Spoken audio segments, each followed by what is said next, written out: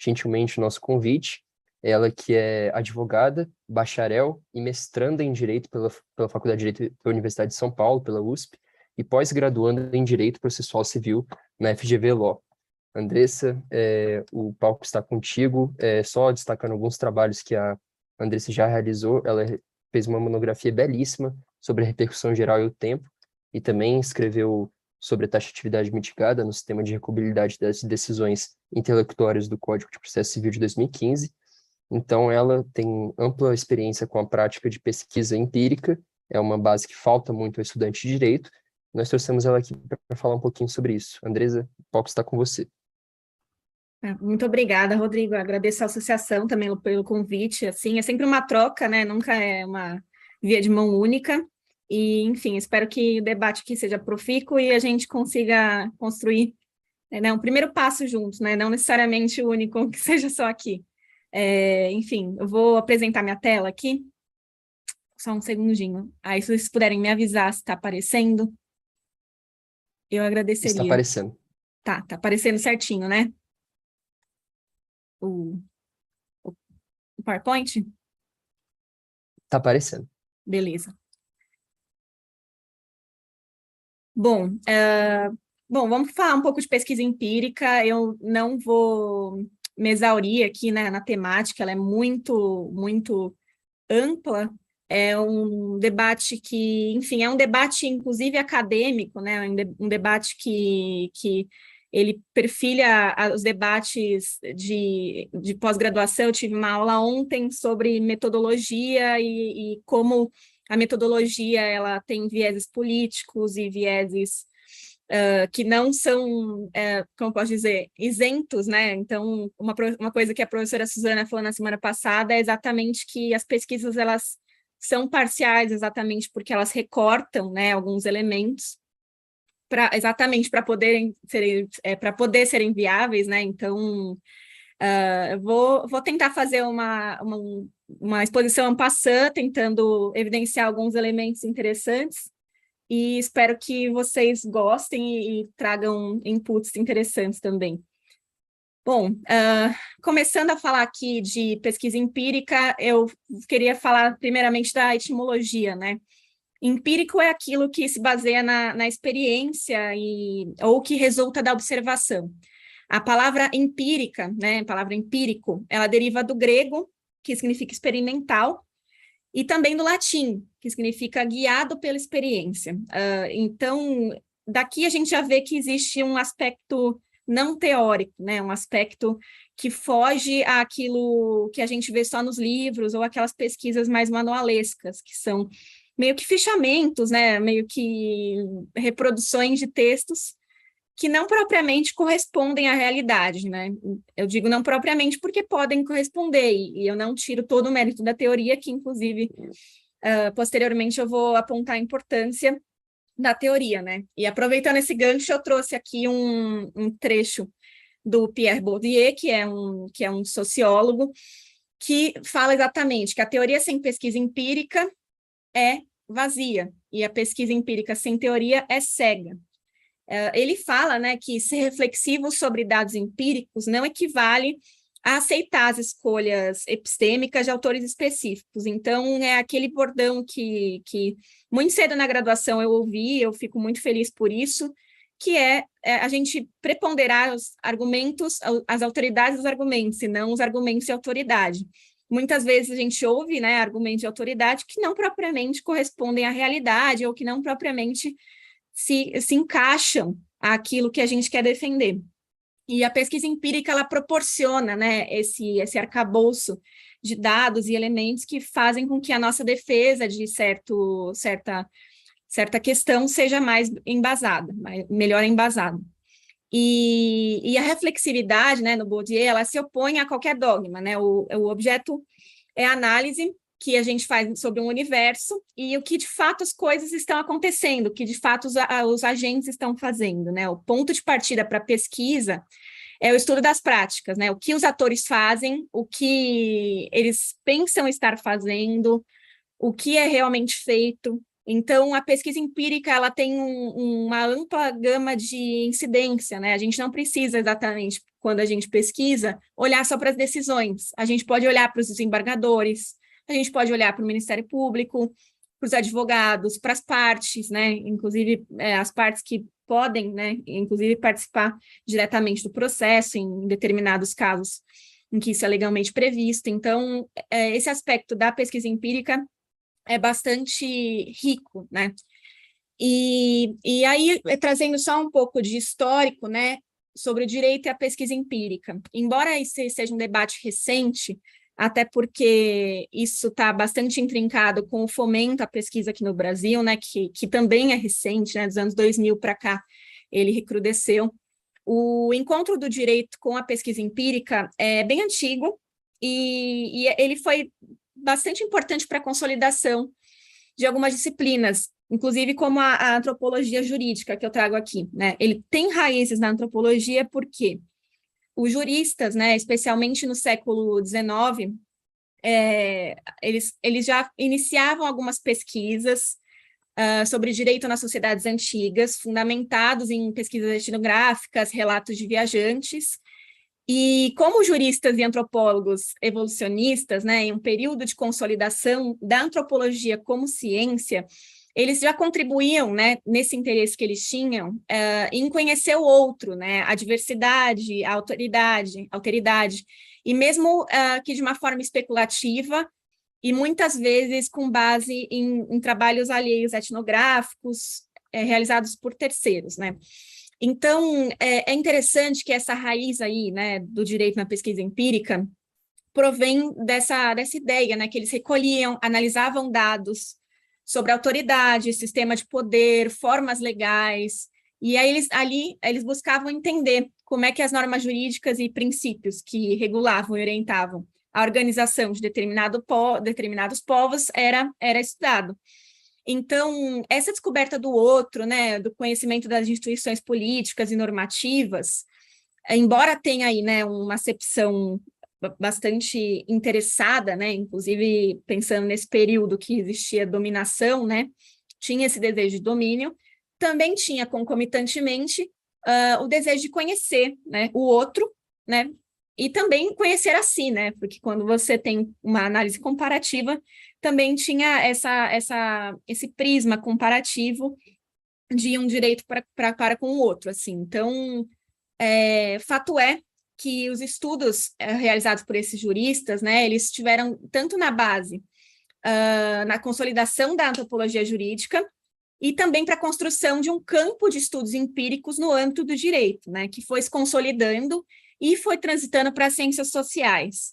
Então, de alguma forma, a pesquisa empírica ela acabou se afastando do campo jurídico que contribuiu para a sua emergência, né, para o seu surgimento. Andressa, posso só te interromper rapidinho? Você Uhum. pode aumentar a tela? Porque aqui no YouTube tá um pouquinho pequena. Tá, Dá deixa um eu ver zoom assim. Deixa eu ver se eu consigo fazer isso aqui. Porque em tese era para vocês. Só um segundinho. Acho que vou ter que cancelar aqui o share screening para ver se eu consigo editar. Share screen. Só um segundinho, gente, desculpa. Claro, imagina.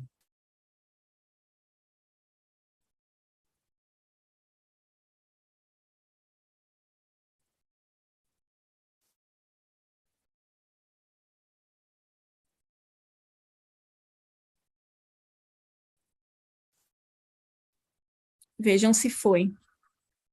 Ah, ficou bem melhor. Ficou? Ah, que Ficou bom. bem melhor. Ok, obrigado. Vamos só testar se tá indo, tá indo. Imagina, eu que agradeço você ter avisado. Bom, como eu estava falando, a pesquisa empírica ela transitou da antropologia para as ciências sociais, né?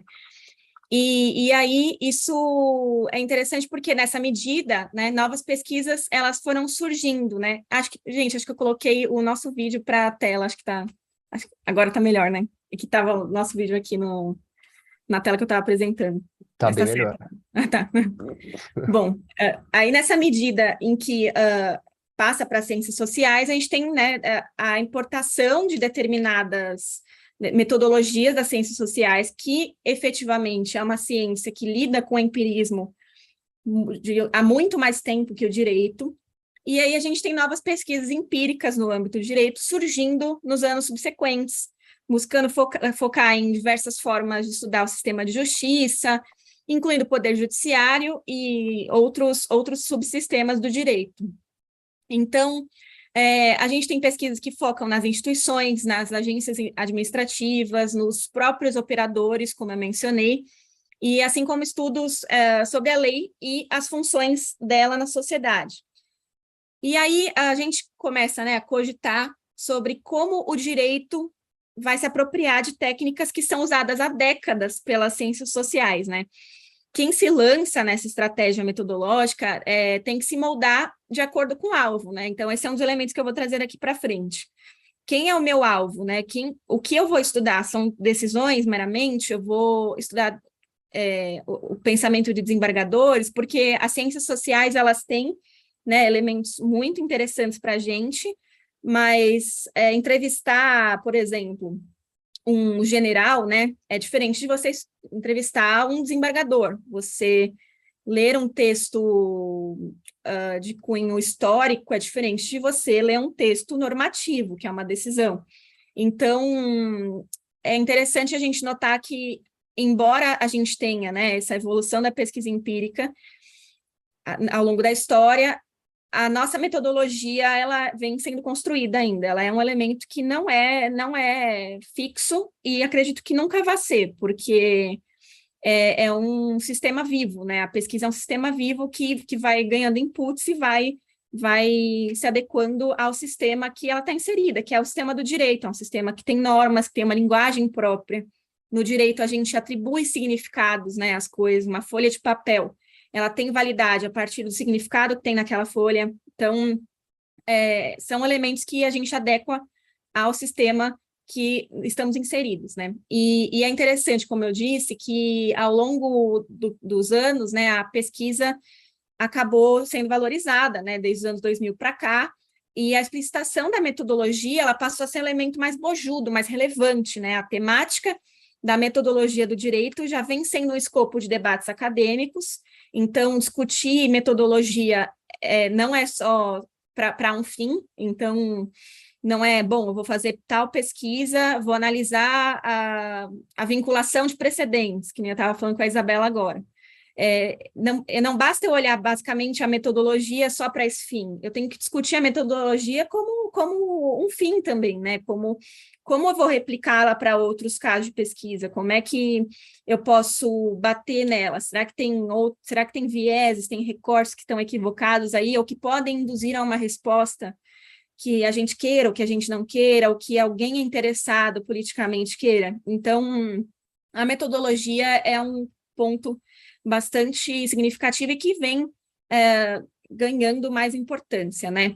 E a pesquisa empírica, ela tem essa potência muito grande, né, de transformar o campo do direito, né, entre a especialidade de um instituto, que é uma linha de alguma lei, de algum artigo de lei, né, tanto do ponto de vista macro, né, olhar certa quantia de decisões, ou, enfim, de petições, ou quaisquer elementos que a gente queira analisar de uma forma mais ampla. Então, seja por uma lente mais específica, né, um microscópio, seja por uma lente maior, a gente consegue ver resultados que têm potencial transformador, né? Na medida em que a gente se pergunta como é que determinado elemento é juridificado, como é que aquela descrição normativa veio a partir de um processo legislativo, como é que se dá a produção decisória. Então, a gente consegue descobrir formas de como o direito funciona. E isso também sem deixar necessariamente de escutar o campo do dever ser, né? O campo prescritivo. Então, muitas vezes a gente acaba vendo a pesquisa como...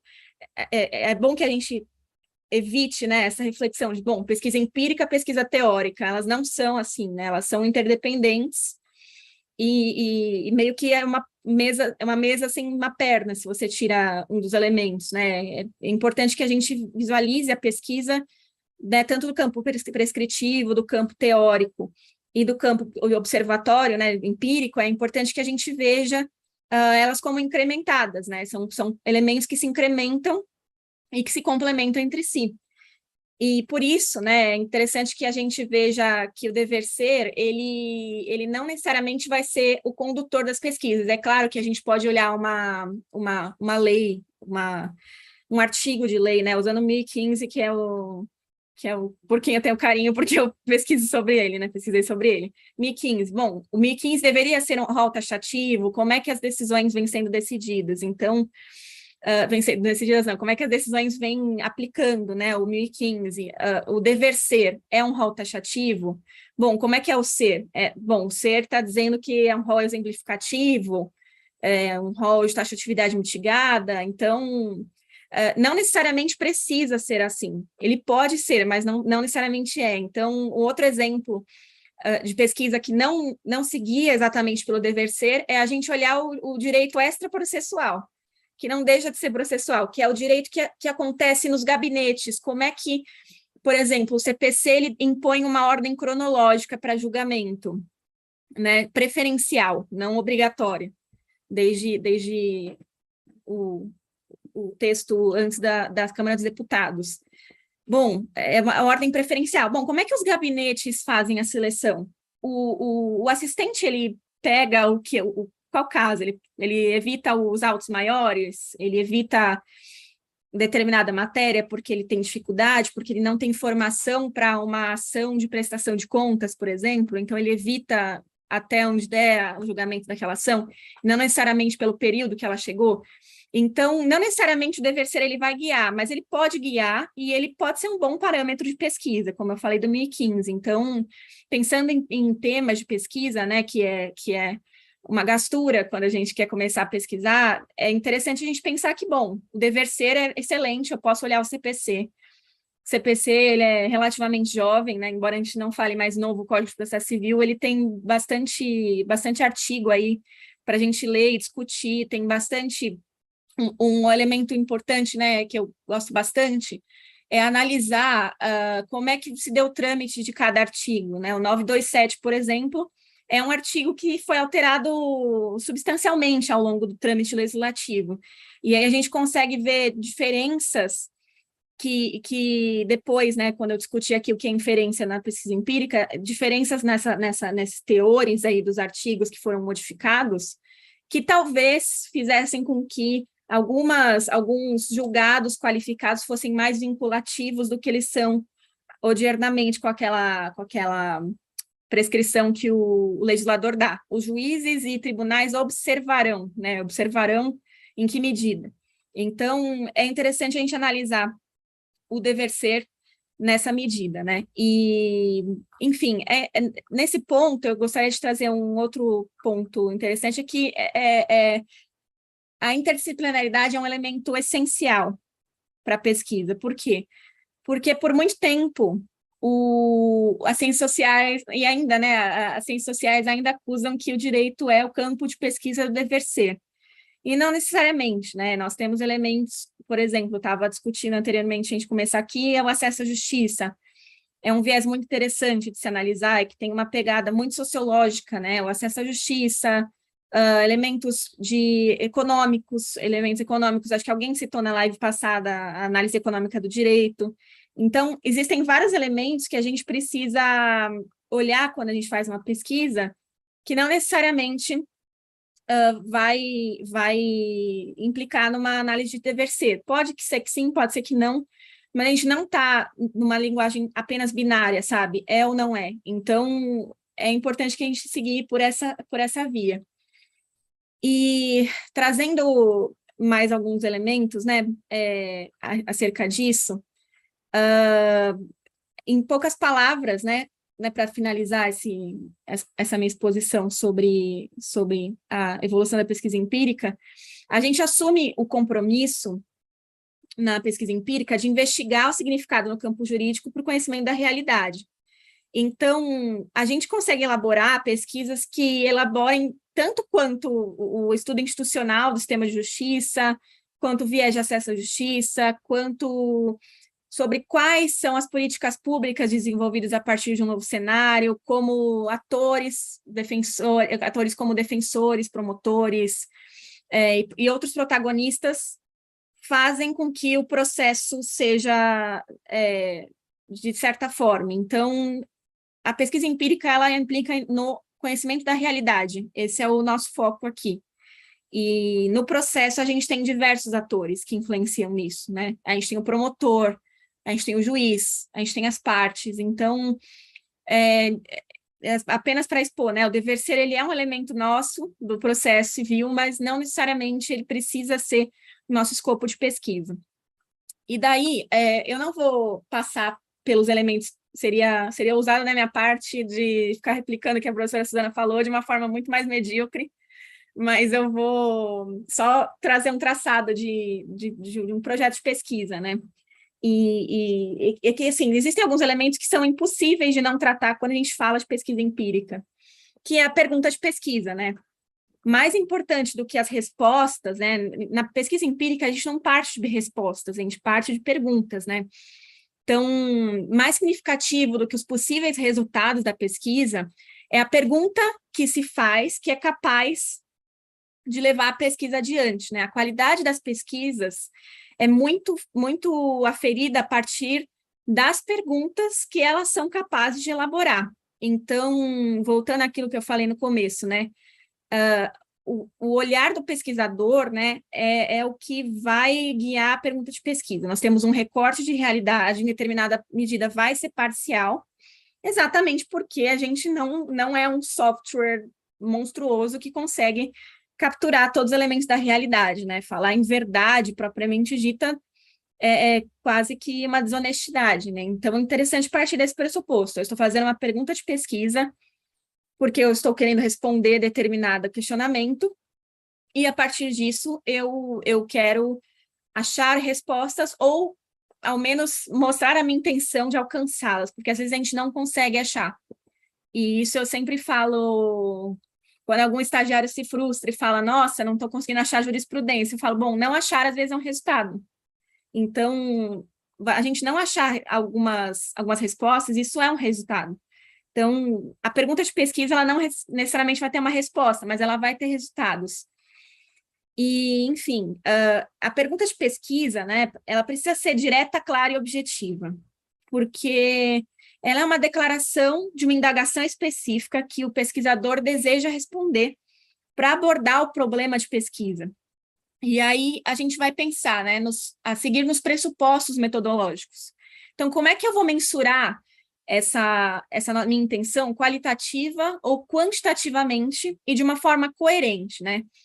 A pergunta, ela é interrogativa, direta e objetiva. Então, eu preciso pensar em pressupostos metodológicos que também vão ser diretos e objetivos, né? E como a professora Suzana mencionou na semana passada, a pergunta de pesquisa, ela é um processo de maturação.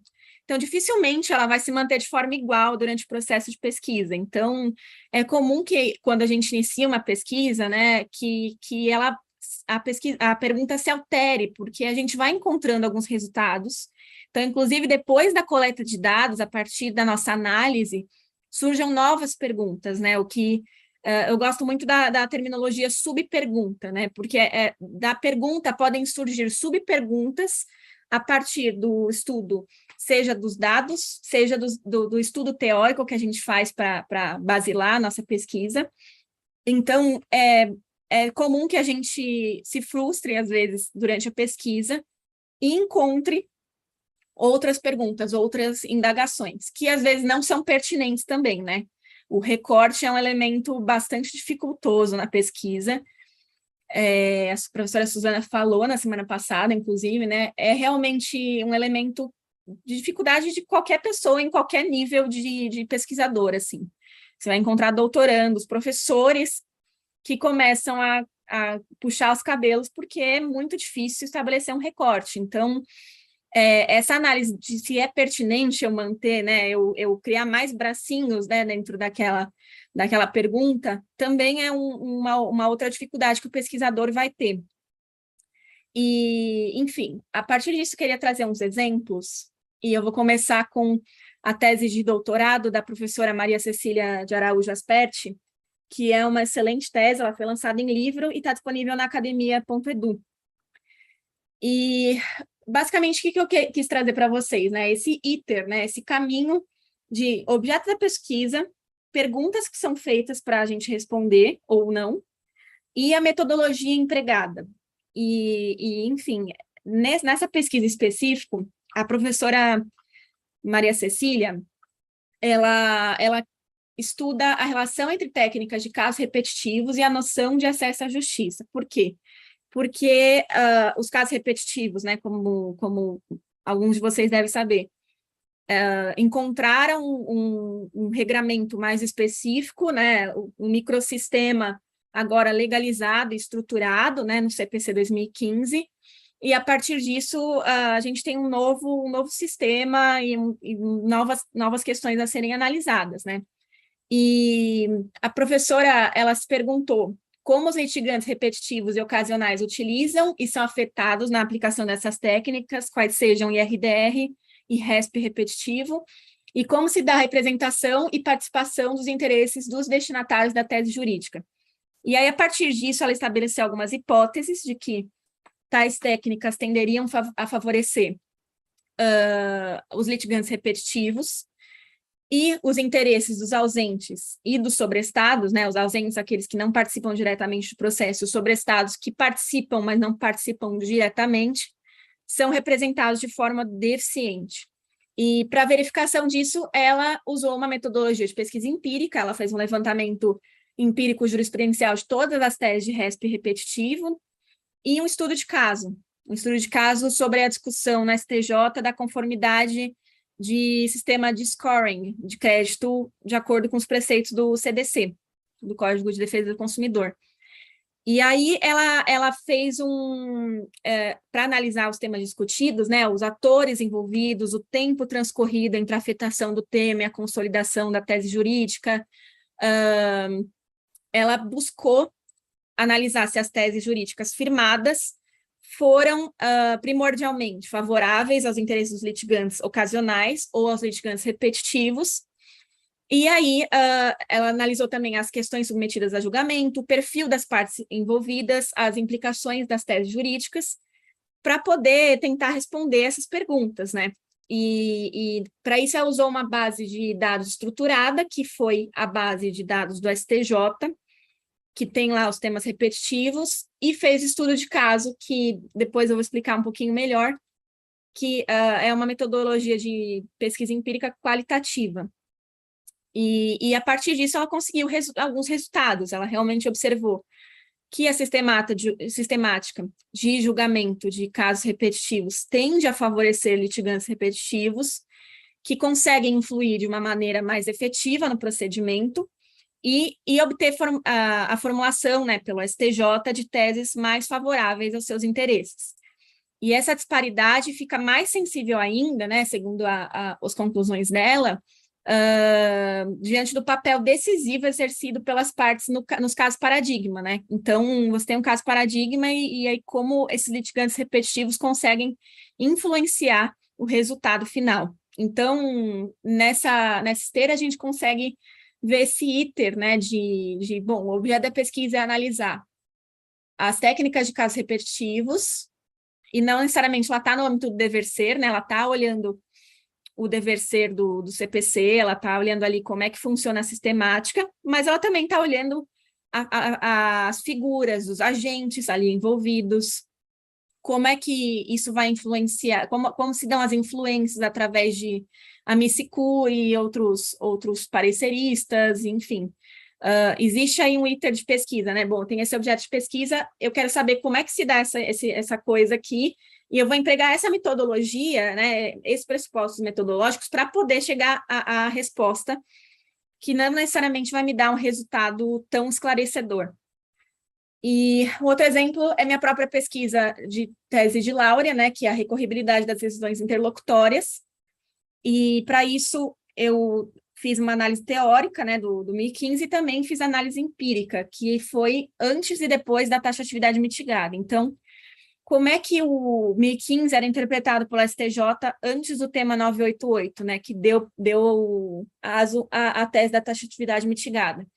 E aí depois, como é que se deu a formação da tese da taxatividade mitigada, né? Como é que o STJ chegou a essa dita natureza, entre aspas, do artigo 1015. E, por fim, como é que se dava a aplicação da taxa de atividade mitigada no STJ e nos tribunais. Então, nessas perguntas, eu consegui já criar pressupostos metodológicos e desenhar uma metodologia, que, como eu disse, não é algo que é cravado em pedra, né? Ela é um elemento vivo que vai se moldando conforme a elaboração da pesquisa. E aí, para isso, eu fiz um levantamento de jurisprudencial, então eu levantei decisões do STJ de forma estatística, então eu usei a estatística para poder obter uma amostra, depois eu explico melhor. E também fiz um estudo de caso para entender a formação, para entender como se deram os pareceres dos amicicuri, como é que eram os RESPs escolhidos como paradigma, como é que se deu a decisão de afetação, né, a proposta de afetação do RESP repetitivo. Então, basicamente, a gente vê esse iter, né, de, bom, eu começo aqui com um objeto, que é o 1015, e como que a gente recorre das decisões interlocutórias. E aí eu elaboro minhas perguntas de pesquisa, que, como eu disse, não necessariamente vão ser fixas, né? Elas podem se abrir. Um exemplo disso é a decisão de afetação da Nancy Andrighi. Ela tinha vários elementos que a Nancy usou como argumento para afetar, e aí dali eu tirei outras perguntas, do tipo, como é que o STJ costuma decidir pela afetação, sabe? Ele usa esse mesmo critério da Nancy, se usa ou não usa? No caso, eu encontrei apenas uma outra decisão que usou o critério que ela deu, que é a jurisprudência assentada na seção. Então, não é exatamente algo disseminado, algo que é realmente um elemento da afetação do RESP repetitivo. E a partir das perguntas eu conseguia desenhar uma metodologia. Então, é interessante ver que é um processo que vai se alimentando, ele vai para trás, ele vai para frente, a gente encontra um outro braço e vai direcionando. Bom, a partir daqui, eu vou dar uma breve exposição sobre o que é pesquisa empírica, né? O que, inclusive, usando um livro excelente da Lee Epstein e do Gary King, que é sobre pesquisa empírica. Depois eu compartilho com vocês o link, ele é disponível publicamente pelo site da Faculdade Getúlio Vargas. E, enfim, isso tudo para a gente ir pensando em termos práticos, né? E, basicamente, a gente tem um objetivo do pesquisador, que é coletar dados e fazer inferências. E, para isso, ele também tem como outro elemento, né, da pesquisa empírica, que é seguir regras gerais para o alcance do objetivo. E eu coloquei aqui entre parênteses, né? Ou pelo menos com um certo grau de confiança. Por quê? Porque certas vezes a gente não consegue atingir uma confiança absoluta, especialmente em pesquisas que a gente usa o método estatístico de amostra, que foi o que eu fiz na minha pesquisa. Na amostra, a gente retira um pedaço do universo total. E isso, a estatística é uma ciência antiquíssima que faz isso há muito tempo, né? Então, pesquisa, a gente vê várias surveys aí na rua, né? Inclusive no Covid, isso, né? Na pandemia, isso foi muito utilizado para ver qual percentual seria efetivamente contaminado, né? Naquelas épocas super de crise da pandemia. Então, realmente é algo muito, muito sério, só que ele representa uma parcela do universo total. Então, para isso, a gente precisa trabalhar com ressalvas, né? Então, ressalva é um elemento essencial da pesquisa, você reconhecer as limitações da sua pesquisa. Até porque tem uma limitação muito intuitiva, que são os recursos humanos, né? Qual que é o recurso humano que você tem? No meu TCC eu tinha só a mim mesma, tem grupos que são maiores de pesquisa, e mesmo assim existe uma limitação, porque não tem como você abranger um universo tão gigantesco de decisões, ou de qualquer que seja o elemento que você queira analisar. Então, por isso que a gente fala certo grau de confiança, porque a própria estatística nos dá elementos para a gente averiguar essa confiança, né? Que é margem de erro, índice de confiança, que você consegue tirar para mais ou para menos os percentuais para corresponder ao universo total. Então, é interessante observar esses elementos aí. Em relação às características ainda da pesquisa empírica, independentemente do tipo de dado empregado, né, toda pesquisa empírica ela busca atingir um dentre três fins. ou às vezes a combinação entre eles, que são a coleta de dados, como eu falei, o resumo de dados para que sejam facilmente compreendidos e a realização de inferências descritivas ou causais, que envolve usar os dados que a gente observou e organizou para aprender sobre dados que a gente quer levantar. E aí, a partir daqui, a gente vê um processo, né? Um processo de realização de uma pesquisa, que se inicia com a coleta de dados, e parte para organização e resumo desses dados, para melhor averiguação deles, e a partir disso a gente tem as inferências e implicações observáveis. A coleta de dados é muito simples, né? No mundo jurídico, a gente tem uma quantia de informações todos os dias, né? Centenas de ações judiciais são ajuizadas, resultados de decisões são prolatados, dezenas de normas são editadas, outras são revogadas, elas são aplicadas ou não.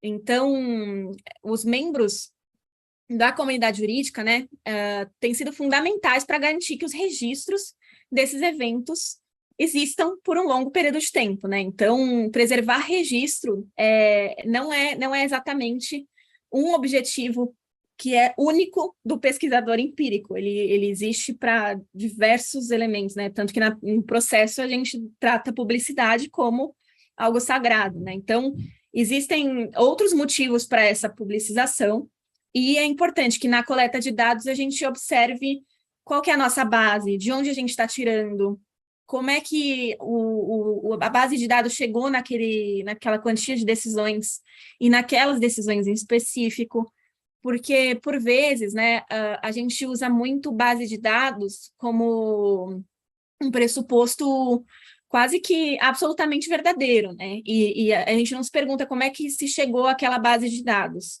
Então, é muito importante que a gente averigue, né, a fonte daquela base, porque um exemplo muito simples é quando a gente vai fazer pesquisa de jurisprudência no TJSP, no Tribunal de Justiça de São Paulo.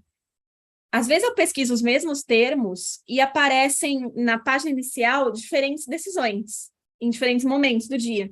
Então, às vezes o algoritmo ele pode ocultar decisões, então essas ressalvas elas são essenciais para a segurança e honestidade da pesquisa, né? De falar, eu fiz essa pesquisa dessa maneira, mas é possível que hajam intercorrências que mudem a forma de pesquisa caso alguém replique posteriormente. Então, as ressalvas são importantes. É importante, se a gente for usar uma base de dados já estruturada, analisar como é que se chegou àquilo, se você realmente pretende usar aquilo, porque existe uma limitação sua de obter aqueles recursos de outra forma, ou se é melhor ou mais econômico, enfim. Tudo isso é importante, né? A justificativa é um elemento essencial da pesquisa, do começo ao fim. E, enfim, é importante para isso, né, ato contínuo, né, depois de você coletar esses dados, seja selecionando, né, pensando decisão por decisão, seja selecionando a partir de um processo, selecionei esse processo para analisar inteiro, um estudo de caso, eu vou catar todas as pessoas que participaram de lá. Então, o promotor, o cara que foi a missicure, o juiz, eventualmente, sei lá, um assessor do juiz. Então, esses elementos, eles são importantes para você, enfim, mostrar por que você selecionou aquele grupo de elementos para serem pesquisados. Então, a justificativa é importante. E aí, a partir da coleta de dados, a gente tem a organização dos dados, né? Então, a organização dos dados, ela se dá de maneira variada, dependendo da forma que a gente for fazer a pesquisa, dependendo do tipo de pesquisa que a gente vai empregar. Então, uma entrevista, ela pode ser empregada de uma forma estruturada, então com perguntas específicas, semi-estruturada, então perguntas específicas que podem alterar, ou não estruturada de qualquer forma, então uma entrevista livre, que depois você organiza em caixinhas do modo que você achar mais conveniente, visualizável e dentro do escopo de pesquisa. Então, enfim, a organização ela se dá de maneira muito específica e particular a partir das pesquisas, né? Então, não existe uma receita de bolo, mas, enfim, em quantitativa é muito interessante que a gente use gráficos, tabelas, porque a dificuldade que aparece para o pesquisador, né, na pesquisa empírica, é a perda de informações úteis, né? Então, trabalhar com o que é inútil, com o que é útil, é muito dificultoso, é outra pedra no caminho do pesquisador. E em alguns casos, né, esses gráficos e representações de dados, eles podem transmitir as informações corretas sem muitas perdas, né? Então, não é comum que a gente veja, né, nessas teses mais manualescas que não fazem pesquisa empírica, mas quando a gente faz pesquisa empírica e que implique em unificação de dados, principalmente dados quantitativos, isso deve ser aproveitado, por exemplo, com o uso de histogramas, outros tipos de gráfico, tabelas. Então, essa organização ela é essencial, tanto para o pesquisador, que vai partir para a etapa de análise dos dados, quanto para o leitor, que vai olhar aqueles dados de uma forma unificada, né? Porque não basta você jogar uma base de dados gigantesca que não vai dar para interpretar, né? E a partir dessa organização, a gente tem a tradução em inferências, né? Então, basicamente, a gente descreve as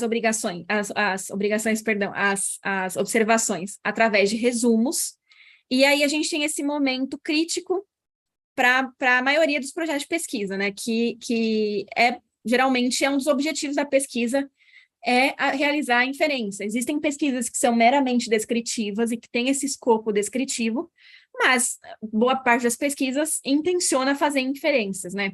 E a inferência, ela é o processo de utilizar fatos que a gente conhece, então tudo que a gente conseguiu unificar, para aprender sobre os fatos que desconhecemos. E aí a gente pode dividir as inferências em dois tipos, né? As causais e as descritivas. As descritivas, elas dizem respeito a sumarizar um conjunto de dados, e a estatística ela é muito relevante nessa medida, né, com um conjunto de variáveis, por exemplo, a média, pontos de mínimo e máximo, a mediana, desvios padrão. Então, são elementos que a gente infere a partir de um conjunto de dados, e também nós temos a inferência causal, né, que é aquela que acontece quando a gente estabelece uma relação, como diz o nome, de causalidade, né, de causa e efeito entre os fatos, a partir da observação de acontecimentos. Novamente, trazendo o exemplo do 2015, o exemplo é interposição de agravo. Antes da tese da taxatividade mitigada, existia um montante significativo e majoritário de agravos de instrumento interpostos contra decisões que versavam sobre competência. E a maioria dos agravos não era conhecida porque não estava previsto no 2015. Então, competência, a gente consegue inferir que competência é a matéria que mais deixou saudade ali no 2015, né? É a matéria que realmente causou esse frisson que deu aso à tese da taxatividade mitigada depois.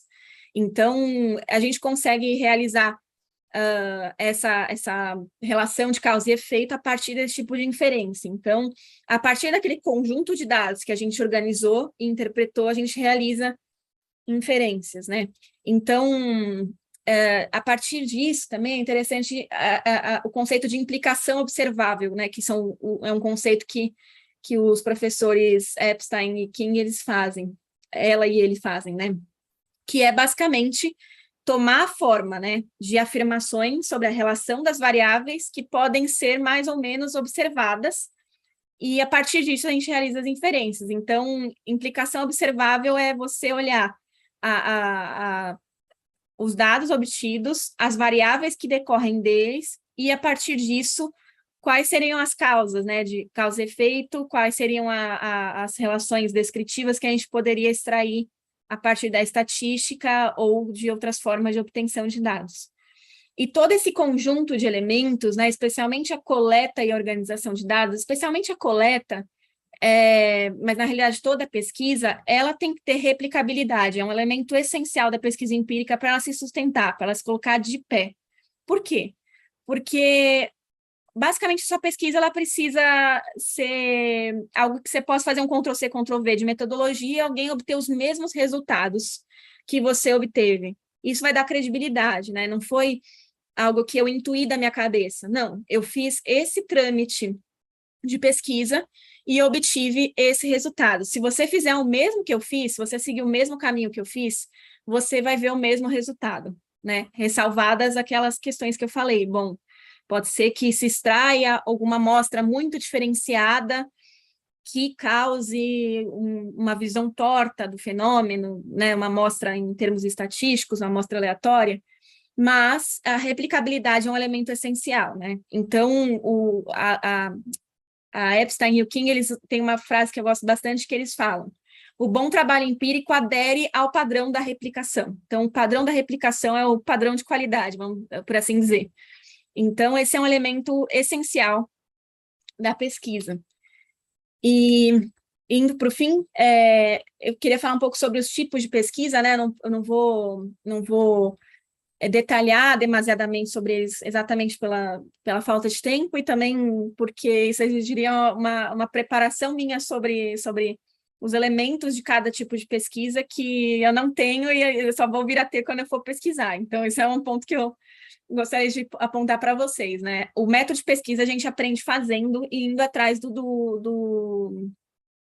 daquilo que a gente se propõe a fazer, né? Então, atualmente eu estou refletindo bastante sobre fazer entrevista no meu mestrado, então eu estou olhando diferentes modos de fazer entrevistas, e não existe uma receita de bolo, entendem? Não existe exatamente algo que eu vou replicar e falar, bom, isso daqui vai dar pesquisa empírica nota 10, não. Cada caso tem uma particularidade, cada pesquisa tem uma particularidade que demanda que a gente faça aquilo artesanalmente, né? Que a gente olhe para os elementos específicos daquela pesquisa e analise quais que são as metodologias que vão poder ser empregadas e que tragam um resultado para aquelas perguntas de pesquisa que eu pretendo fazer. Então, é claro que existem excelentes textos, excelentes materiais, inclusive o da Epstein e do King, que eu mencionei. Tem o livro organizado pela professora Maíra Machado, que é Como Pesquisar Empiricamente o Direito, que é da IPED, que é excelente, dá para ter um panorama maravilhoso, dá para entender como fazer, dá para partir com pressupostos metodológicos a partir dali.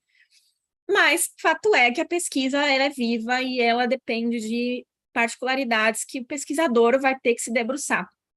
E uma outra dica que eu dou, que eu acho que foi muito importante para mim na iniciação científica e no TCC, e também vai ser nos próximos trabalhos, é olhar o trabalho dos outros, gente. Isso é muito importante, porque a metodologia empregada pelas pessoas é de grande aprendizado, e daí, né, a importância, que nem eu falei lá no comecinho, agora a gente vê mais trabalhos, menos manualescos, mais preocupados com pesquisa empírica, e que dedicam, às vezes, capítulos, né? Você não precisa necessariamente dedicar um capítulo da sua pesquisa à metodologia, mas é importante que ela esteja esclarecidíssima para que a credibilidade do seu trabalho, né, seja lastreada numa replicabilidade, ou ao menos a pessoa que está lendo, né? Não que ela vai replicar porque ela duvida de você, mas ela entenda que aquilo é replicável e que tem credibilidade do seu trabalho. Mas a gente vê esses trabalhos, né, com essa metodologia, não só pela credibilidade, mas também é importante para os futuros pesquisadores, né? Seja porque você abriu uma agenda de pesquisa, seja porque a metodologia que você empregou é interessante para outro. O próprio doutorado da professora Maria Cecília foi muito importante no meu estudo de caso da taxa de atividade mitigada, exatamente porque se tratam de repetitivos. Eu usei elementos diferentes dela, porque nós tínhamos perguntas de pesquisa diferentes, temas diferentes, mas a forma de se olhar o caso, né, foi bastante cara para mim na hora de poder empregar uma metodologia que era mais específica e que eu não ia achar em manual nenhum. Então, quando a gente olha outros processos, né, de pesquisa, isso é bastante enriquecedor. Não necessariamente precisa ser do mesmo tema, pode ser uma pesquisa da área criminal que vocês possam usar numa de processo civil. Por exemplo, uma pesquisa que use a amostra estatística, né? A amostra aleatória a partir de um universo maior. Então, o uso da metodologia alheia, né, não necessariamente replicá-lo, mas usá-lo como parâmetro, usá-lo como inspiração, é muito importante, né? É muito interessante para você, como pesquisador, subir no ombro de outros e poder ir replicando e criando essas novas áreas de visualização do direito.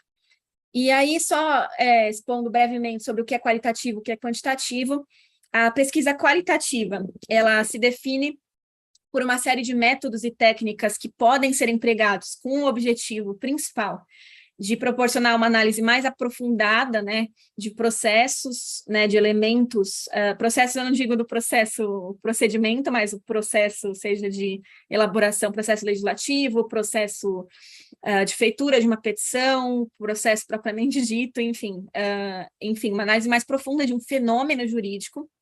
E são vários os métodos e técnicas qualitativas que podem ser empregados, né? Os mais conhecidos são o estudo de caso, mas a gente tem também a observação de campo, a gente tem as entrevistas. As entrevistas são bastante interessantes, como eu disse, elas vêm sendo bastante utilizadas nos trabalhos acadêmicos, mas ainda é algo que vem sendo desenvolvido, é um pouco, como posso dizer, é um trabalho mais construtivo, né? Diferente da estatística, que é uma ciência que existe há muito tempo, então extrair uma amostra é muito mais simples e muito mais intuitivo e mais seco do que o método de entrevista, né? Então, é um elemento bastante interessante de pesquisa, é um elemento bastante afeito à área do processo civil, então a gente pode achar que, bom, isso afeta só questões de direito material.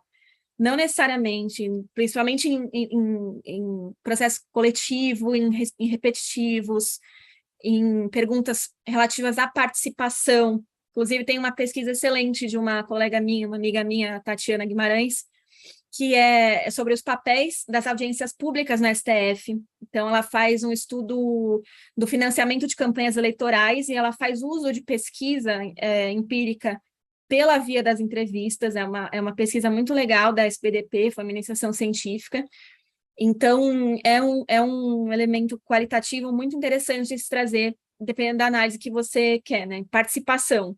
Você não vai analisar participação só com o papel, né? Só com o que está nos autos, né? Tem elementos que estão extra autos. E para a gente que é processualista, às vezes é meio difícil tirar essa chavinha de ver que existe processo para fora dos autos, né? E o estudo de caso como posso dizer, o fenômeno mais usado nas pesquisas, né? Ele busca representar, né, como eu disse, um contexto específico a partir de um leque amplo de dados e informações, e ele é revelador tanto do evento representado, quanto do próprio pesquisador, né? Do que o pesquisador intenciona para com aquele caso, assim. Então, na pesquisa em direito, a gente consegue realizar estudo de caso não só sobre processos em si, né?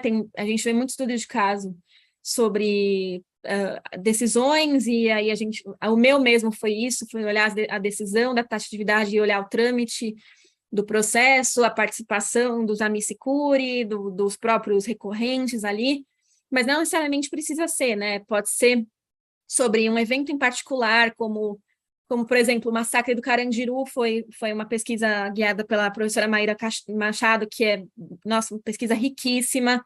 A gente pode olhar uma fraude à licitação, a gente pode olhar um processo legislativo, foi o que eu fiz em relação ao artigo 1015, que eu falei que dá para fazer do 927, dá para fazer sobre muitos outros no CPC. Então, o estudo de caso, ele não necessariamente ele se volta a uma decisão específica, né? Ela também pode ser voltada a uma política pública, e política pública é algo que se relaciona muito com o processo, quando a gente pensa em processo coletivo. Então, realmente, existem muitos elementos aí para a gente lidar com o estudo de caso, que é bastante interessante. E aí, em relação à quantitativa, né, a matéria-prima fundamental da quantitativa são os dados em formato numérico. Então, a gente já enfrenta certa dificuldade, porque não é uma, como pode dizer, não é um elemento que a gente já pega os números e já consegue analisar, a não ser que já tenha uma base já estruturada. Então, o conteúdo das decisões judiciais, né, e estatutos e normas se apresenta em formato textual. Então, parte essencial da pesquisa quant é a transformação das informações não estruturadas em dados numéricos. E aí, como eu disse, a gente tem base de dados, né? Existem bases de dados estruturados, que são os bancos já produzidos e organizados, como o CNJ tem, o próprio STJ tem, o STF tem, dos temas de repercussão geral, eu usei dentro da minha iniciação científica. E aí a gente tem os bancos semi e não estruturados, né? Que é a classe de dados que tem informações numa linguagem natural, por assim dizer, né, que já está inserta na decisão, e aí é uma fonte de dados que a gente precisa trabalhar por meio de codificação. Então, lidar com elementos, né, caracterizadores que a gente vai usar como parâmetro quantitativo. Então, por exemplo, a decisão de admissibilidade, decisão de inadmissibilidade, decisão que versa sobre tal elemento. Então, a gente precisa realizar esse trabalho de quantificação quando a base de dados não está pronta, né? E isso é um trabalho que é bastante dificultoso e depende bastante da teoria. Então, é significativo a gente levantar isso, né? Como eu falei no começo, a pesquisa empírica ela não é independente da teoria, existe essa interdependência e a teoria ela é muito essencial para a elaboração de pressupostos para as pesquisas. Então, seja para análise quali, seja para análise quant. E, enfim, e por fim, os cuidados estatísticos, né? Como eu mencionei, quando a gente lida com uma grande quantia de informações, além daquilo que eu falei, né? De analisar de onde provém aquela base de dados, se existe algum viés que possa entortar os resultados que a gente obtenha, tem cuidados estatísticos que a gente tem que fazer, como, estou selecionando uma amostra, a amostra tem esses elementos aqui, existe esse desvio aqui, esse percentual que pode ser diferente da amostra total, universo total, a amostra pode não representar, ela pode desviar completamente, existe esse risco estatístico de você selecionar uma amostra que é totalmente dispar do que o universo analisado pela via da amostra representa. Então, é importante a gente realizar as ressalvas, né? Os cuidados com a demonstração dos resultados, né? Essa é a famosa honestidade acadêmica e falar sobre as limitações que a sua pesquisa proporciona. E, por fim, né, vocês veem que tem uma setinha aí entre quantitativo e qualitativo. Por quê? Porque esses métodos de pesquisa, eles não são estanque, eles não são, bom, eu vou fazer uma pesquisa quali, aí você põe um cabresto e só fica naquilo. Não. Eles podem se entremear. A intersecção entre vários tipos de pesquisa é muito possível. Por exemplo, quando a gente faz aquela pesquisa mais survey, né, que é mais sim, não, aquelas respostas mais...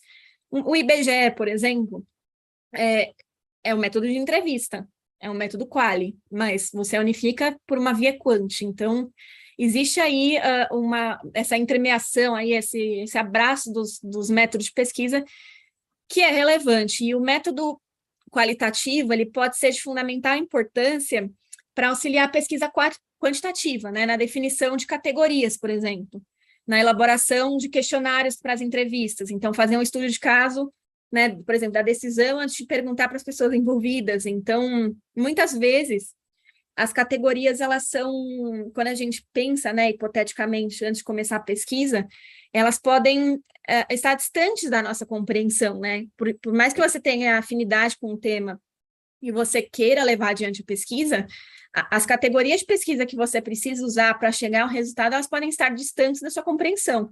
E por isso é importante que você se debruce, seja a teoria, seja pelo método qualitativo, para poder compreender. E então a pesquisa qualitativa exploratória, né, que a gente chama de pesquisa exploratória, antes da elaboração de uma pesquisa de maior amplitude quantitativa, é como se a gente pegasse uma lupa, né, e colocasse bem de perto e ampliasse ali, ela é muito, muito um auxílio, né, um elemento significativo para a compreensão do fenômeno que vai ser estudado. Então, isso, inclusive a qualitativa, ela pode surtir da decisão quant, né, da pesquisa quant, por exemplo. A gente faz uma análise de dados e aí tem alguns elementos que destoam completamente daquele universo analisado. E aí a gente pode usar a quali para analisar o que é esses elementos totalmente distoantes, né?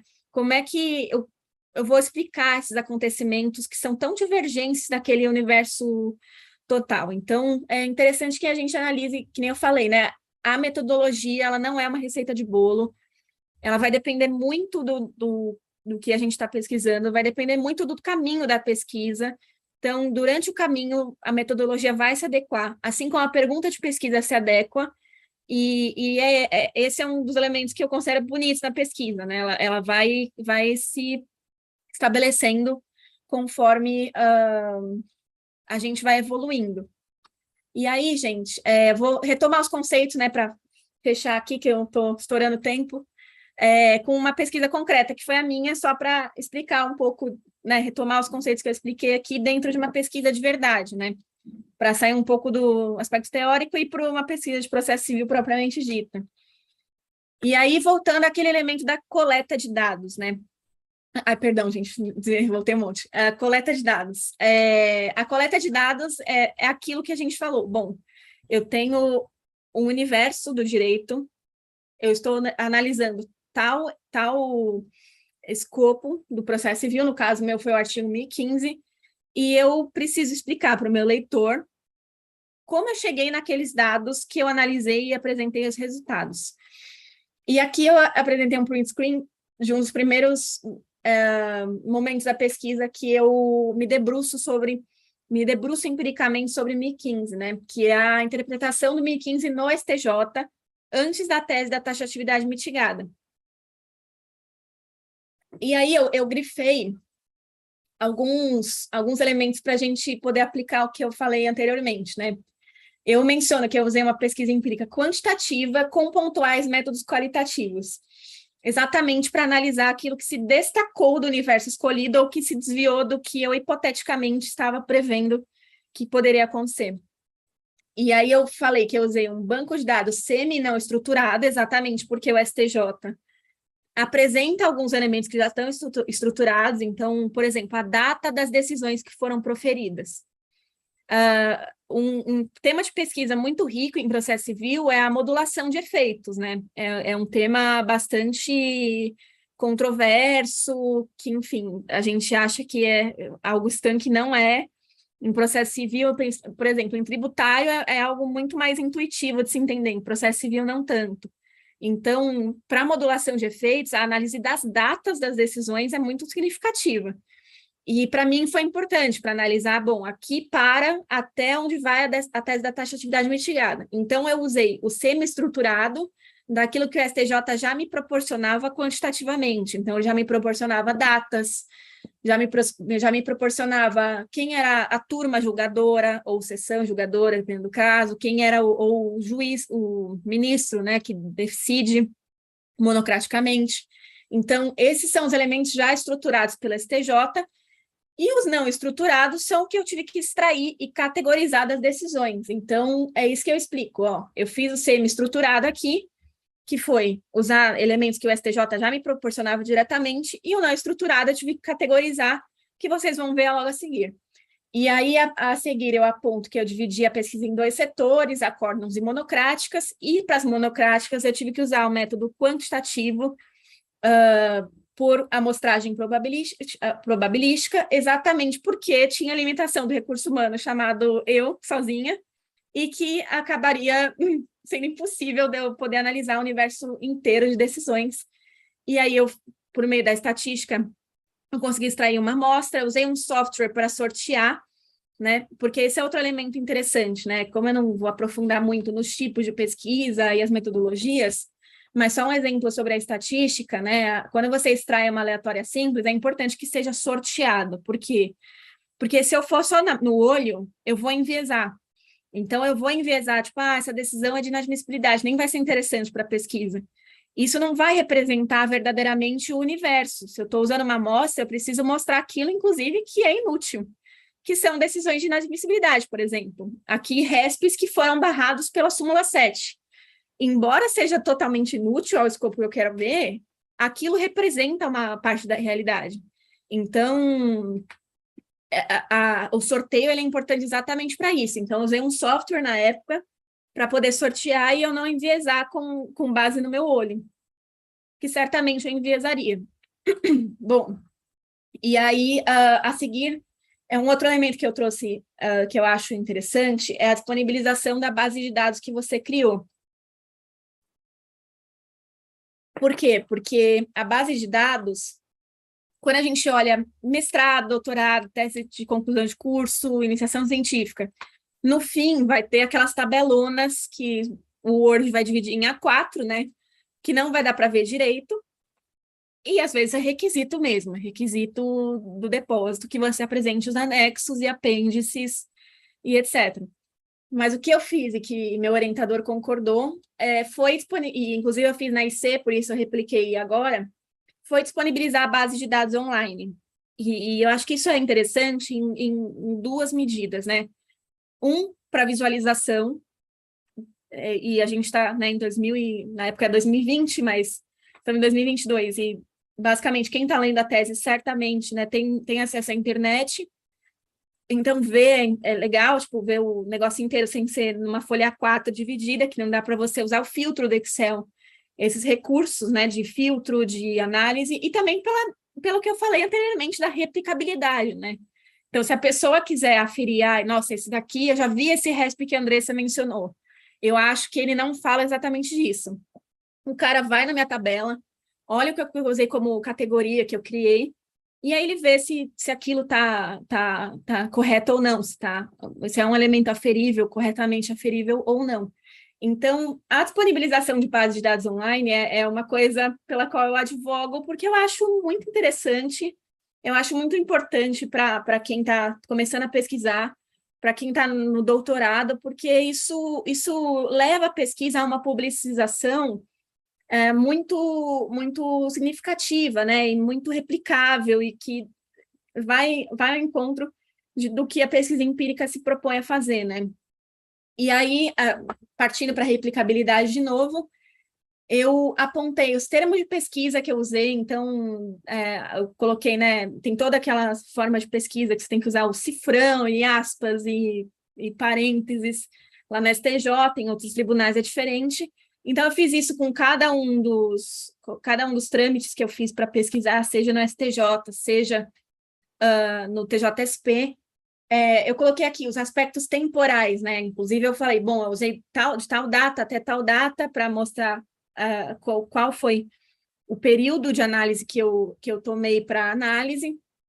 A metodologia empregada, então, eu cruzei os dados obtidos por diferentes modos de pesquisar na STJ, então tem várias formas de você pesquisar lá, tem a pesquisa livre, tem a pesquisa que você consegue especificar pela ementa, pelo teor do acórdão, ou monocrática, então eu fiz esse cruzamento para poder obter uma base mais fidedigna, e então fui explicando todos esses elementos, né, todo esse caminho que eu segui para conseguir obter aquela base de dados. E também expliquei a forma de seleção e exclusão de dados. Então, bom, eu excluí determinadas decisões que enfim, apareceram lá por acidente, sei lá. Apareceu 1015 porque o desembargador ou o ministro digitou errado. Então, era 115, era outro artigo, eu acabei excluindo. Então, essa forma de você explicar o ITER da coleta de dados é exatamente o escopo da replicabilidade, né? Quem for reproduzir o que você fez vai conseguir obter a mesma base, uma base muito semelhante, dependendo da vontade do algoritmo, a partir do que você expôs ali. E aí o outro ponto, outro elemento é a organização de resumos e resumo de dado, né? De dado da pesquisa.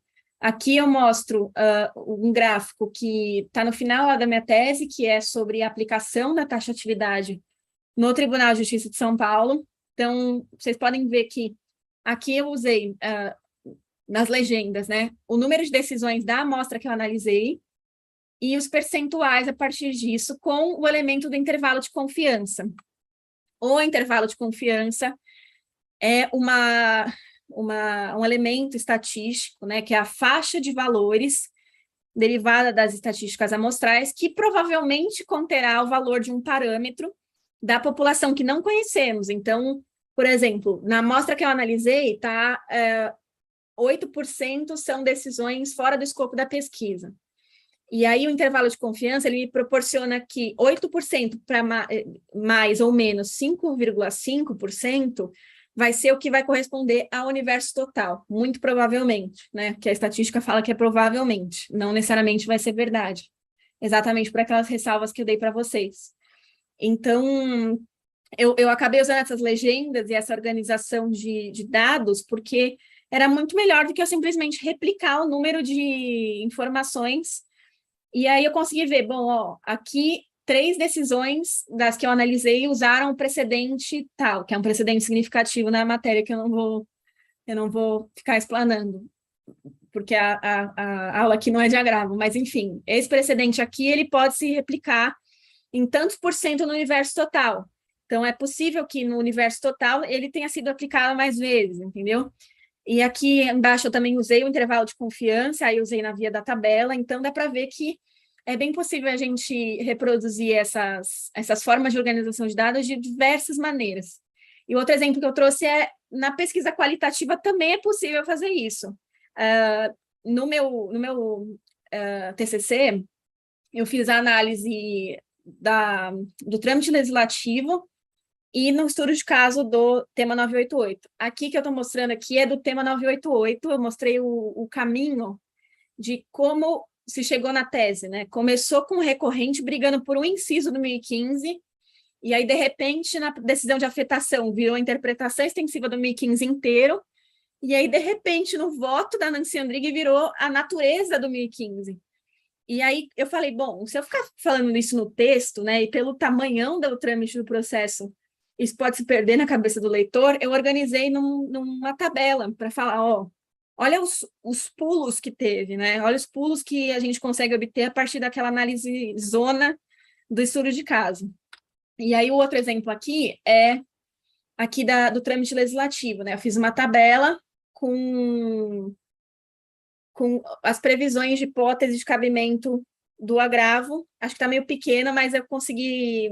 Tipo, eu basicamente peguei e fui comparando o que se reproduziu, o que mudou em relação a determinados tipos de hipótese que o legislador preveu. E aí eu consegui tornar mais visualizável o trâmite legislativo, o que foi suprimido e o que foi incluído no 1015 que conhecemos agora. Mas, enfim, gente, acho que é isso que eu gostaria de falar. E fico à disposição aí. Desculpa se eu passei do tempo aí, mas... Não, imagina, foi uma ótima exposição. Tirou muitas dúvidas que eu acho que muitos de nós tínhamos, né? Mas eu acho que também ficaram algumas outras dúvidas, né? Eu, por exemplo, fui fazer uma pesquisa esses dias sobre a responsabilidade civil na LGPD e como é que o Tribunal de Justiça do Estado de São Paulo vem decidindo, né, algumas questões e, assim, eu confesso que a minha análise foi seletiva, eu fui excluindo da minha pesquisa os acórdãos, basicamente eu enxergava como reproduções de outras decisões, então você claramente via que era basicamente um copia e cola, uma decisão não fundamentada, e para a minha pesquisa eu considerei que não tinha relevância, mas eu não apliquei, então, esses critérios né, de eliminação de viés cognitivos que acabam que se manifestaram, né? Teve um comentário aqui bem interessante no YouTube, de que uma ouvinte disse que estava escrevendo a monografia e que envolvia análise jurisprudencial e exposição do tema, ajudou ela a discernir também como expor melhor os resultados. Eu acho que, inclusive, a utilização de tabelas, elementos visuais ficou bem interessante. Eu certamente vou roubar essa ideia também, né? Então, Não é roubar, né? É se inspirar, entendeu? É me se inspirar, inspirar, não... pronto. Mas é isso, né? Quando o negócio funciona, tem que funcionar para os outros e reproduzir pesquisas boas, né? Isso que é importante. Andressa, eu achei sensacional. Já aqui, meu caderno até se esgotou, até tive que pegar outra página, tem várias coisas. E me chamou muita atenção a frase inicial em que você trata que uma pesquisa sem uma visão empírica é vazia, mas uma pesquisa empírica sem teoria também é cega, né? E eu fiquei pensando muito que, às vezes, a gente tem a ingenuidade de fazer uma grande pesquisa quantitativa, encontrar ali um padrão de entendimento e, às vezes, não fazer a pergunta sequente que é, esse entendimento está correto? E daí entra, talvez, a discussão da doutrina, a parte dogmática. E como, às vezes, a gente tem, até queria ver a sua opinião sobre isso, de que você termina um trabalho extenso, né, em relação a essa coleta de dados, e E daqui para frente, qual que é o trabalho? É dizer que os tribunais estão errando? E acho que também tem uma visão, né? Porque, principalmente, quando a gente está falando de pesquisa empírica, a primeira coisa que vem na cabeça é entender o entendimento dos tribunais acerca de um tema ou outro. E aí também as bases filosóficas que a pessoa tem, se o direito acaba sendo aquilo que o tribunal está falando, ou se o tribunal está com um viés errado que precisa ser apontado e corrigido, daí entra a pesquisa. Então, queria ouvir um pouco também a sua colocação do processo pós-conclusão de uma etapa, né, que é concluir, entendi um padrão de comportamento, e agora, o que eu faço com essa informação? Você falou que pesquisas podem ser meramente descritivas, o que também é um trabalho interessante.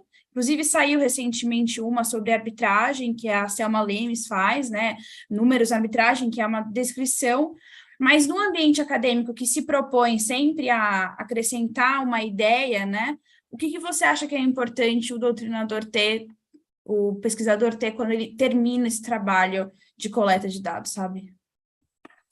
Eu acho que é uma constante volta para a pergunta de pesquisa, Isabela. Eu acho que quando a gente termina, eu acho que esse é o ponto, né, do recorte que eu falei que é bem dificultoso.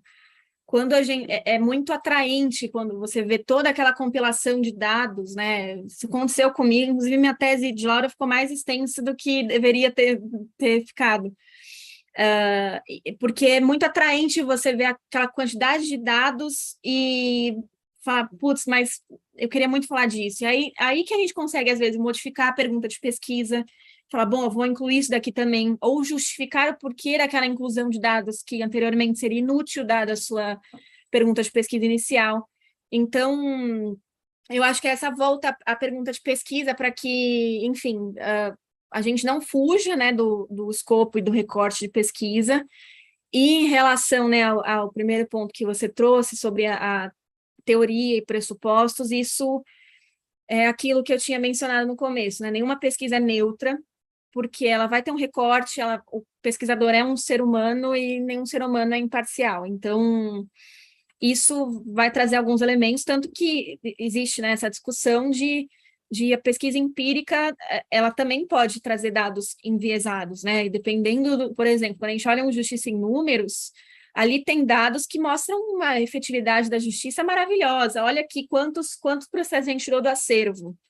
E, bom, a gente vai ver, ó, inclusive tem, depois posso compartilhar com vocês, eu li agora para pós um texto do Galanter que fala essa prioridade da efetividade em detrimento da qualidade dos resultados. Então, por exemplo, principalmente para se defender as ADRs, né, os métodos alternativos de solução de disputa. Quando a gente olha os resultados de efetividade, fala, nossa, olha, a gente tirou um monte de processo da frente, de consumidor, olha como consumidor.gov traz tanta efetividade, olha como tal plataforma de determinada empresa resolve e indeniza de imediato. Mas aí, como é que a gente vai aferir o nível de satisfação, sabe? Então, a qualidade daquilo que é propriamente... que era para ter sido propriamente o escopo daquela proposta, daquela alternativa que foi proposta. Então, eu acho que um dos elementos essenciais é a gente olhar para a pergunta de pesquisa e, a partir da teoria, é isso, né? A gente averiguar e realizar testes, porque a teoria ela vai ser, muitas das vezes, pressuposto para a nossa análise. Então, assumir que a gente não está sendo parcial já é um elemento, e é aquilo que eu falei, né, da honestidade. Por exemplo, a minha pesquisa, eu usei muito de hermenêutica jurídica.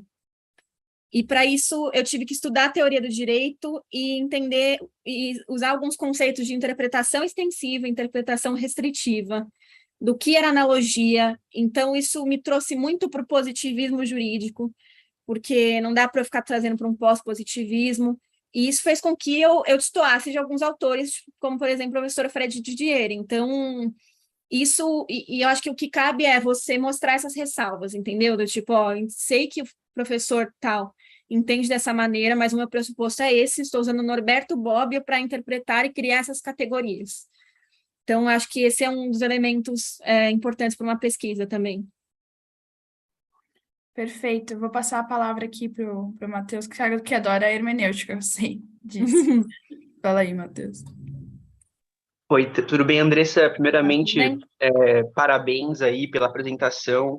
Eu estou em processo de elaborar meu projeto de mestrado e eu vou lidar com pesquisa empírica. Então, assim, sua fala foi extremamente oportuna, em especial porque o meu tema de pesquisa, que está um pouco mais adstrito ao direito comercial e ao direito antitrust, mas que visa procurar analisar algumas decisões de órgãos reguladores da concorrência, como o CAD, e outros internacionais, ele está lidando com um objeto que, vamos dizer assim, primeiro que ele tem pouca decisão, assim, que é o controle de monopólios digitais, né? E ele é muito atual, assim, né?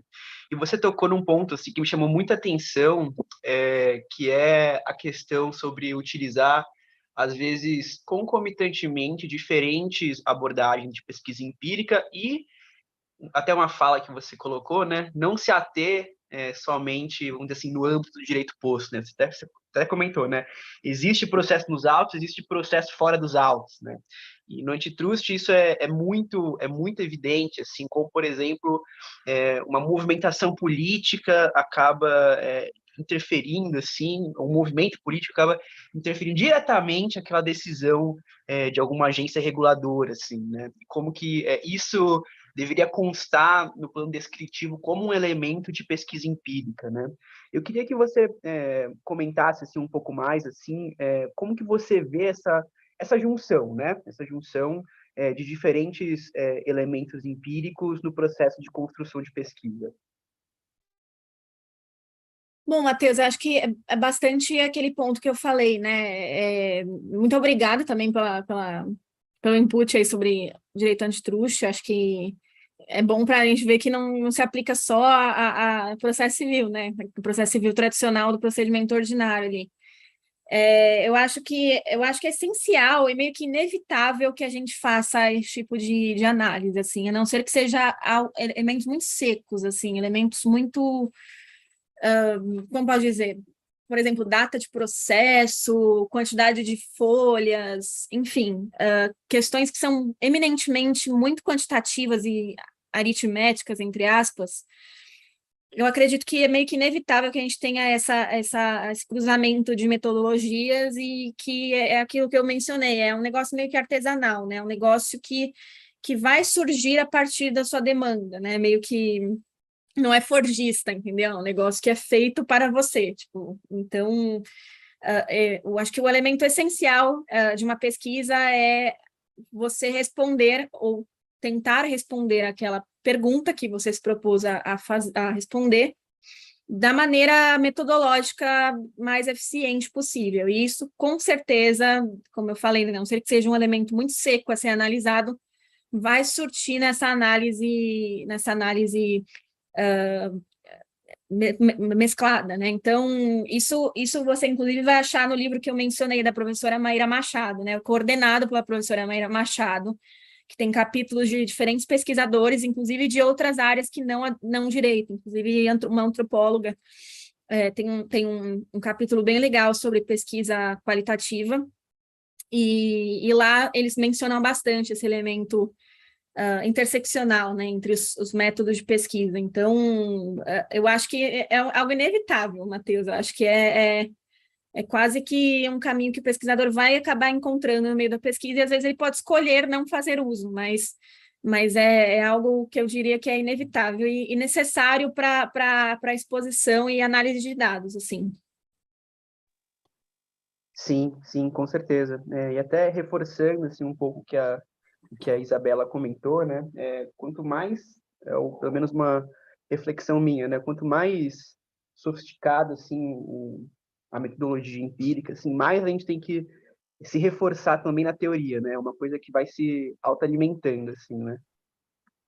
A gente Sim. precisa de alguma forma explicar aquilo, né? Curioso Uhum. isso. Eu tenho mais uma pergunta, Andressa, talvez um pouco de ordem mais prática. Eu fiquei pensando, você falou que você tem utilizado basicamente os dados do STJ e do TJ de São Paulo, que são bases de dados relativamente acessíveis, fáceis, a gente tem até visualmente eles são intuitivos de certa forma, mas eu me lembro muito que quando a gente estava quando eu participei da competição de processo, lá em 2020, o tribunal em questão era o Tribunal da Bahia, e lá tinham três sistemas diferentes de processo. Era confuso entender quais matérias estavam alocadas em um ou outro, e não era fácil achar, às vezes era muito mais fácil achar uma decisão no Jus Brasil, assim, sendo super honesta com você, do que achar no site do tribunal. E daí eu fiquei pensando, será que também esse acesso à justiça, mas até o acesso a estudar a justiça, né? Ele fica restrito a alguns tribunais, né, ao STJ, que tem uma amplitude nacional, e a tribunais como São Paulo, talvez o Rio Grande do Sul, que tem bastantes julgados importantes no país, mas e outros lugares, né? Como que é essa pesquisa empírica? Ele fica defasado por um problema institucional, né, que fica fora da mão do pesquisador. Como solucionar esse problema, ou o que a gente pode fazer para tentar dar luz a isso, né? Então, Isabela, acho que isso é um problema, assim, é um problema de pesquisa, e é aquilo que eu falei, as ressalvas que a gente tem que fazer quando a gente estuda, né? No caso, eu escolhi São Paulo porque, enfim, limitações de recursos humanos de novo, e usei a justificativa de que São Paulo é o tribunal em que tem mais fluxo de processos, isso é provado, inclusive, pelo Justiça em Números, então tem premissas metodológicas que fazem sentido. Embora eu gostaria muito de estudar como é que o agravo se deu e se dá em outros tribunais do país, né? Considerando que nem se falou, o Rio Grande do Sul tem um posicionamento mais diferente, né, em relação aos outros, e isso seria, né, de uma riqueza tamanha ter acesso aos diferentes tribunais, e um acesso, como você disse, o direito de estudar, né, o acesso de você poder estudar todos os tribunais. Isso realmente é algo não solucionável, e que às vezes depende, inclusive, de QI, né, de quem indica. Você ter algum nome e conseguir, através de certo contato do tribunal, ou de quer que seja a base de dados que você quer, que veicule essas informações para você, né? Então, que unifique essas informações. Então, um exemplo, inclusive, a gente pode dar no Tribunal de Justiça de São Paulo, em primeira instância. A gente só tem uma pesquisa de julgados de primeiro grau, que a gente não sabe como é feita essa seleção, quais são as decisões que efetivamente vão para aquela base de dados para serem achadas. Então, existem limitações de ordem prática muito próximas da gente, inclusive naqueles tribunais que a gente reputa fáceis de se localizar as informações, né? Então, nesse sentido, existe essa crítica absolutamente válida de que a gente não consegue, que nem você mencionou. Bom, tem 3 sistemas na Bahia, realmente, inclusive, imagina a quantidade de ressalvas que você tem que fazer para justificar sua base de dados no TJBA, sabe? Então, realmente é um elemento que deve ser preocupação do CNJ, não só no âmbito de pesquisa, mas também no âmbito que é tão caro agora no CPC 2015, ou que deveria ser, que é o âmbito de precedentes, né? O elemento do precedente como fonte de direito, ele, embora tenha todos esses déficits aí na legislação, que o legislador deu umas escorregadas, o precedente ele veio a ser mais valorizado no CPC 2015. Então, como é que a gente vai ter um sistema de precedentes se eu não sequer consigo acessá-los direito, né? Então, realmente é um ponto interessantíssimo que você trouxe, que realmente não tem uma solução agora, e que eu espero que venham a promover alguma forma de pesquisa mais viável e mais uniforme, né?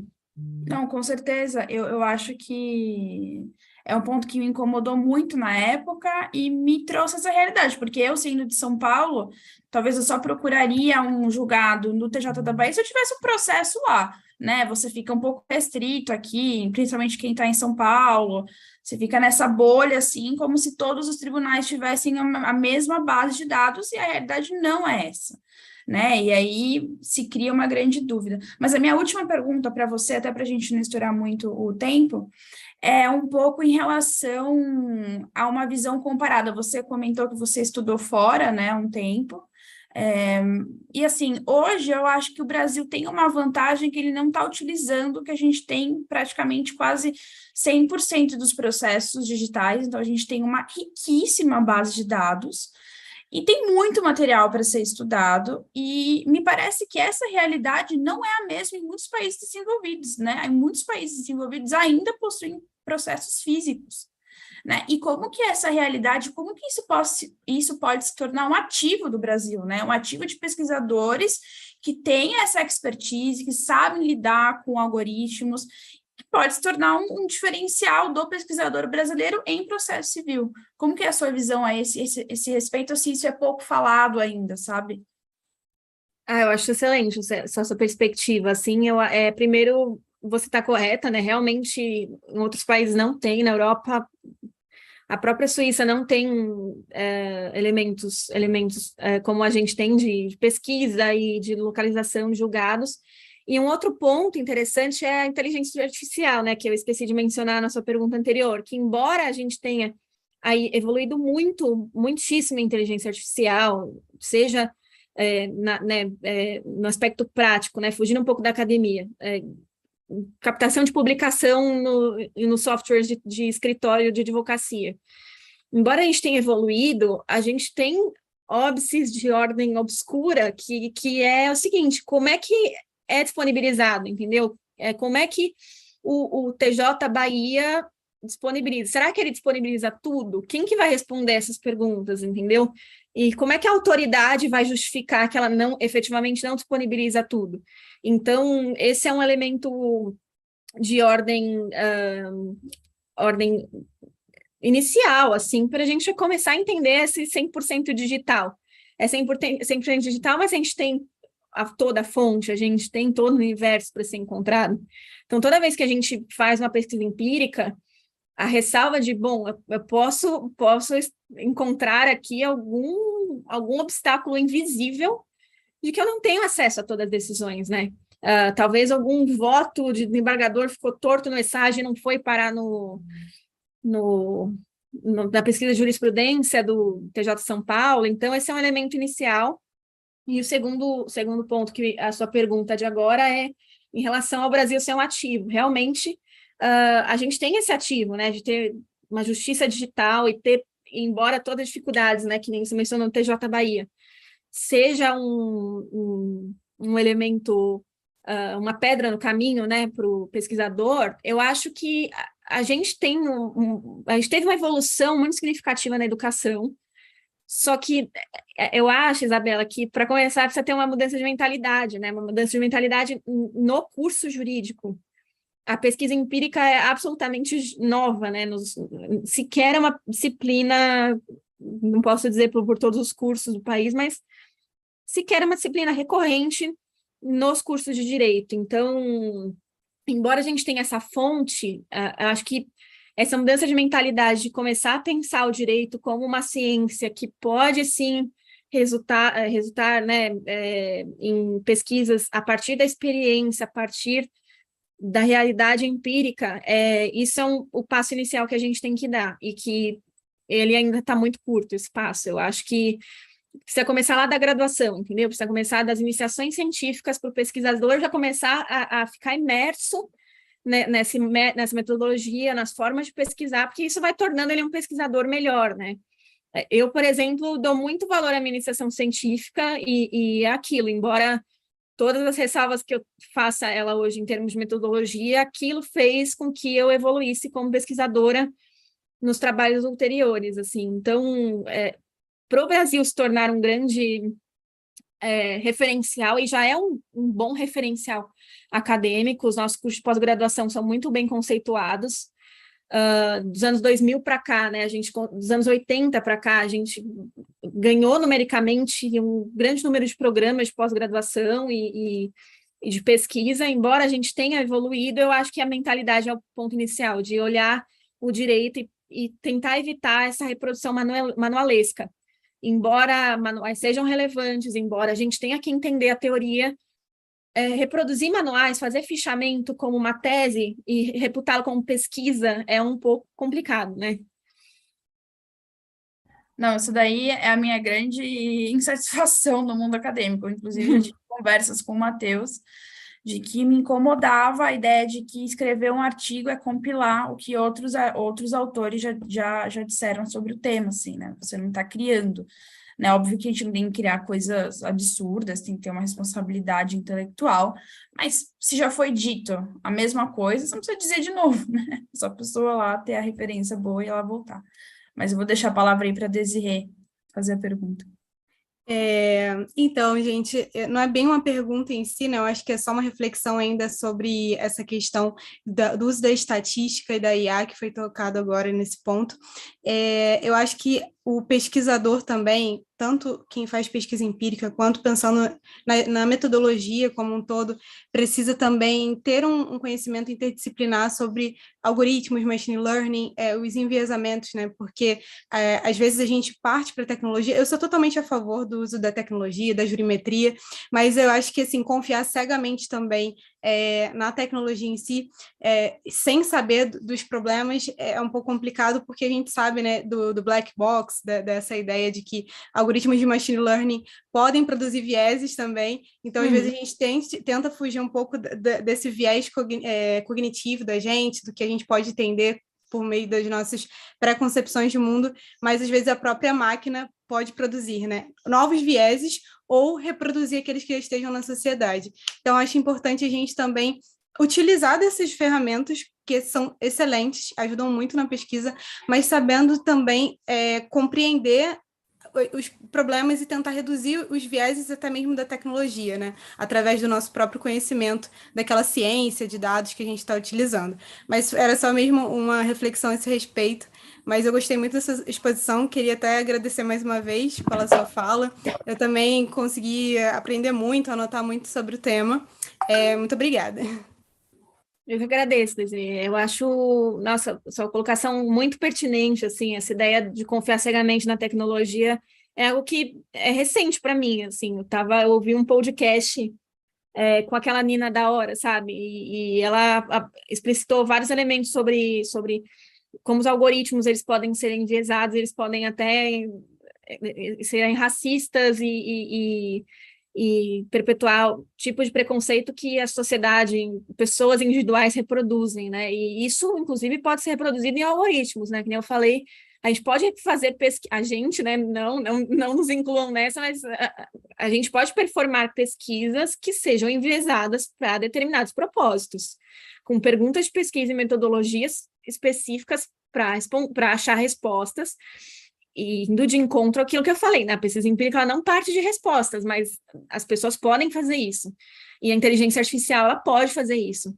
Então, é aquele elemento, né? Tanto não confiar, né?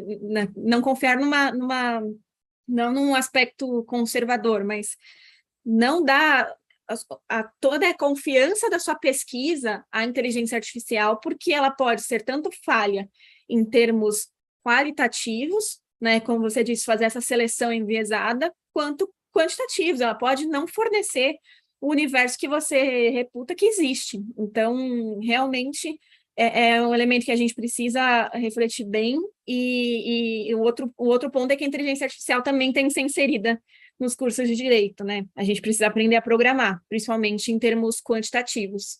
Para pesquisar quantitativamente, a programação vai ser o futuro, assim. E a gente não tem isso nos cursos de direito do país. Salvo melhor juízo, o INSPER está instalando algum curso aí, estou falando por cima, não tenho certeza, mas isso precisa ser instalado no software da cabeça de quem faz os cursos aí de direito do país. Verdade. Inclusive, pelo que eu estou sabendo, a Unifor também está incluindo na cadeira engenharia jurídica também. Eu acho que vai ser uma tendência, né, a gente pensar mais de forma mais interdisciplinar, porque a tecnologia e os dados, né, estão falando por si só, a internet, e são ferramentas tecnológicas que podem ajudar muito o profissional do direito, né, o operador do direito. Então, não é a gente descartar, ser cético nesse ponto, mas compreender e saber utilizar e saber reduzir alguns vieses, porque até mesmo a gente tem, né, como a gente estava falando, o próprio ser humano tem. Então, é saber lidar com isso. Muito obrigada pela resposta. Eu que agradeço. Andressa, muito obrigado pelas respostas. Eu acho que foi muito, muito satisfatório mesmo. Foi muito, muito interessante. E eu acho que finalizamos por aqui, então. Agradecemos novamente por ter aceito o nosso convite e pela belíssima explanação. Recomendo muito que olhem o trabalho da Andressa sobre a taxatividade mitigada, né? Eu acho que é um exemplo de como fazer uma boa pesquisa empírica. Então, muito, muito obrigado, Andressa. Se tiver algum outro comentário, fique à disposição. Não, acho que é isso mesmo. Eu que agradeço por terem me ouvido por quase 2 horas aí, pelo Foi um convite, né? É prazer. sempre legal ouvir, né, fazer essa troca em relação à pesquisa, porque, como eu falei, é um organismo vivo, né? A gente precisa trocar constantemente para poder fazer o nosso melhor aí. Então, muito obrigada à associação, né, ao convite, à Isabela, ao Rodrigo, as perguntas. Enfim, é isso, gente. Estou sempre aberta aí para o debate. Muito obrigado. A gente encerrou aqui a transmissão.